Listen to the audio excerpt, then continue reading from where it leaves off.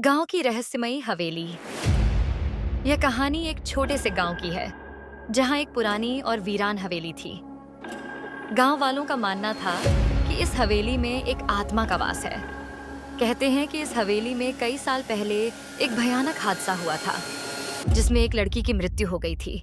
उसकी मौत के बाद से ही वह हवेली बदनाम हो गई थी। गांव वाले बताते हैं कि रात के समय हवेली के आसपास से गुजरने वालों को अक्सर एक लड़की के रोने की आवाजें सुनाई देती थी।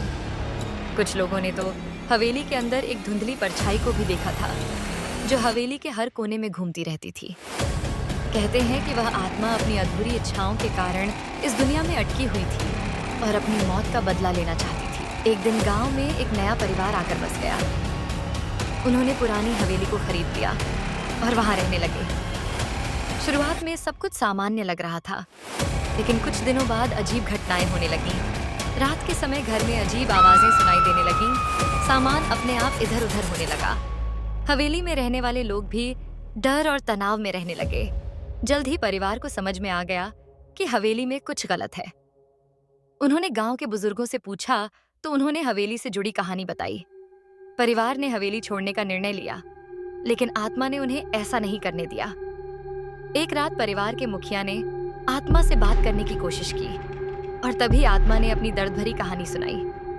उसने बताया कि वह किसी साजिश का शिकार हुई थी और परिवार ने आत्मा की मदद करने का निर्णय लिया। उन्होंने गांव के बड़े बुजुर्गों की सलाह मानी और आत्मा की शांति के लिए एक विशेष अनुष्ठान किया।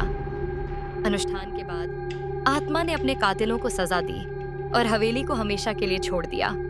लेकिन जाते जाते उसने यह वादा किया कि जो भी इस हवेली में बिना उसकी इजाजत के आएगा उसे उसकी आक्रोश का सामना करना पड़ेगा।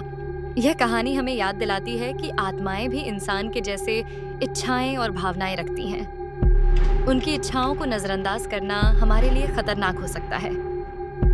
यह भी कह सकते हैं कि कोई भी जगह या वस्तु कभी भी पूरी तरह से वीरान नहीं होती। वहां कुछ न कुछ ऐसा होता है जिसे हम देख नहीं सकते।